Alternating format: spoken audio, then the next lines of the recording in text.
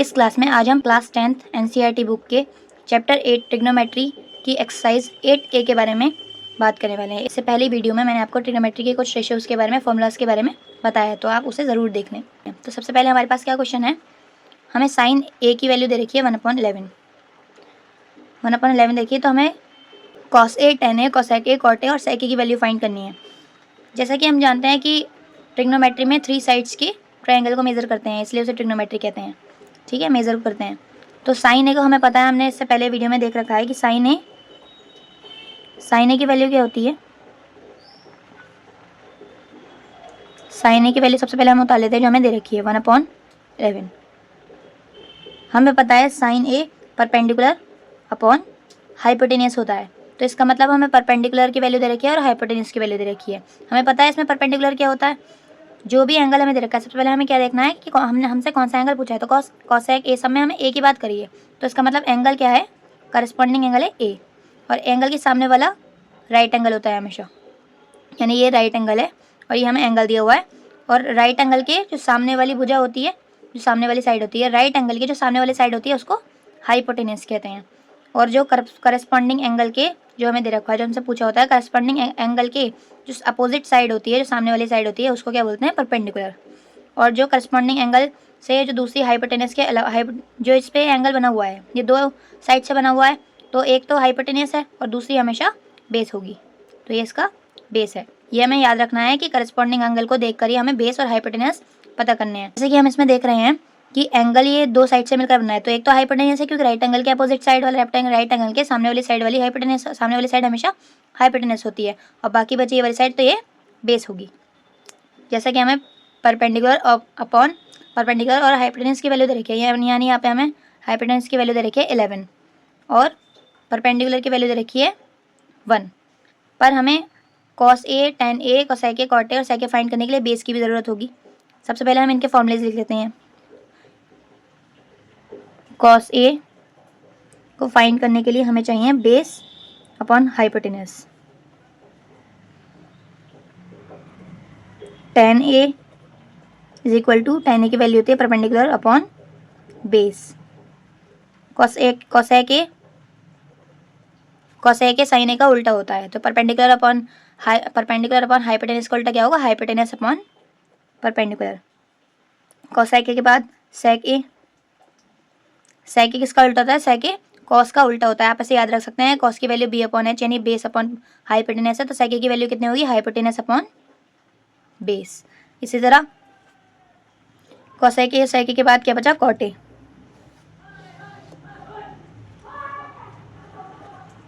Cot A की value कितनी होती है, टेन ए की वैल्यू की उल्टा। टेन ए की वैल्यू है परपेंडिकुलर अपॉन बेस, तो इसकी वैल्यू होगी बेस अपॉन परपेंडिकुलर। अब हम इसको फाइंड करने के लिए क्या करेंगे, क्योंकि हमें पता है, देखिए इसमें आपको दिख रहा होगा इसमें बेस का भी यूज़र है, लेकिन हमें बेस की वैल्यू नहीं दे रखी है, तो हम सबसे पहले क्या करेंगे, बेस की वैल्यू निकालेंगे। बेस की वैल्यू निकालने के लिए एक थ्योरम होती है, मैंने आपको इससे पहले वीडियो में बताई थी, जिसे कहते हैं पाइथागोरस थ्योरम। सबसे पहले हम पाइथागोरस थ्योरम निकाल के बेस की वैल्यू निकालेंगे और इस सब में पुट कर देंगे, तो इन सब की वैल्यू आ जाएगी। तो सबसे पहले हम थ्योरम लगाते हैं, by Pythagoras theorem. Pythagoras theorem क्या होती है, हाइपोटेनस का square is equal to base का स्क्वायर प्लस परपेंडिकुलर का स्क्वायर। अब हम इसमें इस फॉर्मूले में वैल्यू को पुट कर देंगे, तो हमारे पास बेस की वैल्यू आ जाएगी। सबसे पहले हमें हाइपोटेनस की वैल्यू दे रखी है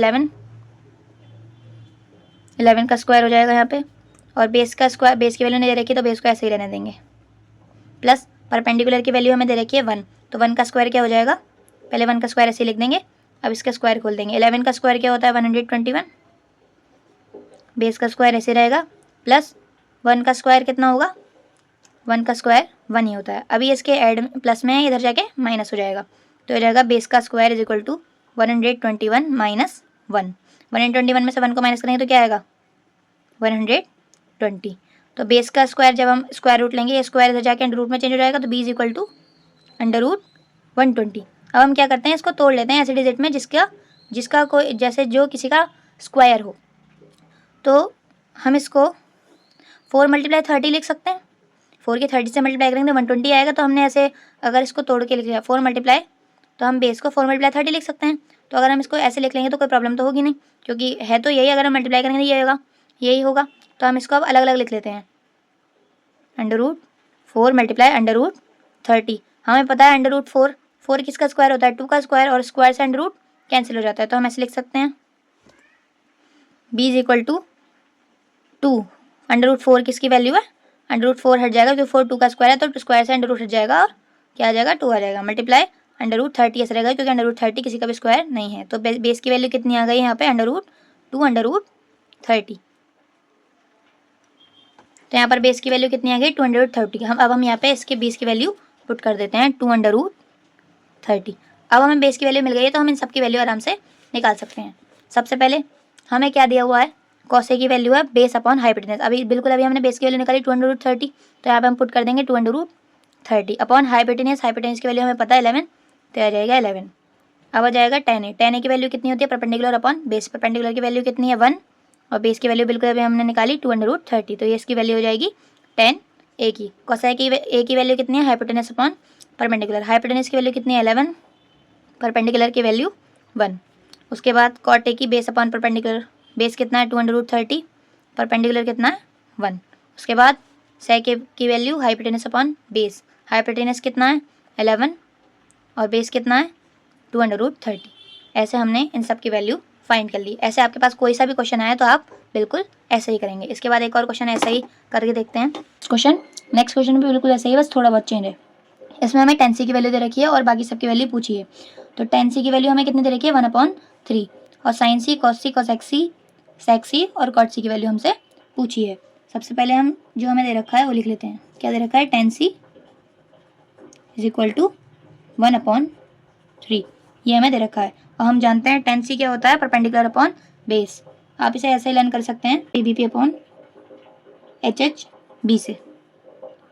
ऐसे आप इनसे लर्न कर सकते हैं। इसकी साइन की वैल्यू है, कॉस की वैल्यू और ये tan की वैल्यू है। तो हमें tan की वैल्यू क्या है, perpendicular upon base p upon b, और cosec, cos, cosec, sec और cot c इसके उल्टे होते हैं। sin c का उल्टा cosec c यानी hypotenuse upon base, cos c का उल्टा क्या होता है sec c।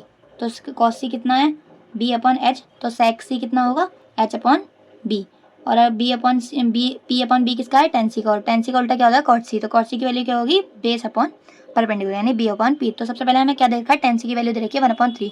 हमें पता है tan c कितना होता है परपेंडिकुलर अपॉन बेस, तो हम लिख लेंगे क्या दिया हुआ है हमें, परपेंडिकुलर अपॉन बेस का रेशियो दिया हुआ है, यानी परपेंडिकुलर की वैल्यू कितनी है 1। तो हम लिख लेंगे, सबसे पहले हमें देखेंगे कौन सा परपेंडिकुलर है, कौन सा हाइपोटेनस है और कौन सा बेस है। वैसे ही जैसे मैंने आपको बताया, इसमें हमें कौन सा करस्पॉन्डिंग एंगल कौन सा दे रखा है हमें सी, जिसकी हमें वैल्यू निकालनी है, जिससे हमें ये देखना है क्या बेस है क्या हाइपोटेनस है, वो हमें दिया हुआ है यहाँ पे सी, यानी ये वाला एंगल।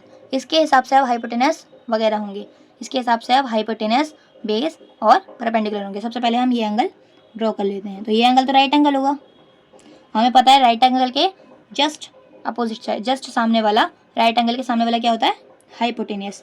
और ये क्या है, मैंने आपको बताया था जिससे एंगल बन रहा होता है, जिसकी हमें वैल्यू निकालनी है। जैसे सी इसमें सब में सी है, तो सी से सी दो साइड से बन रहा है, इससे और इससे, तो जो दूसरी साइड होगी वो क्या होगी बेस।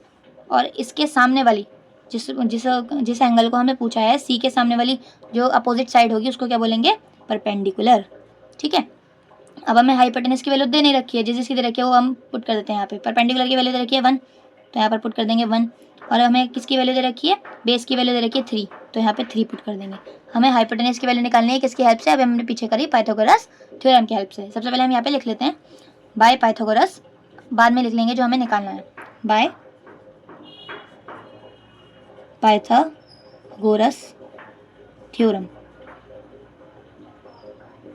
पाइथागोरस थ्योरम क्या थी, हाइपोटेनस का स्क्वायर इक्वल टू बेस का स्क्वायर प्लस परपेंडिकुलर का स्क्वायर। इसमें वैल्यू पुट कर देंगे। हाइपोटेनस हमें देने रखा है, निकालना है, तो उसको कैसे लिख देंगे, बेस का स्क्वायर कितना है 3 का स्क्वायर, परपेंडिकुलर कितना है 1 का स्क्वायर।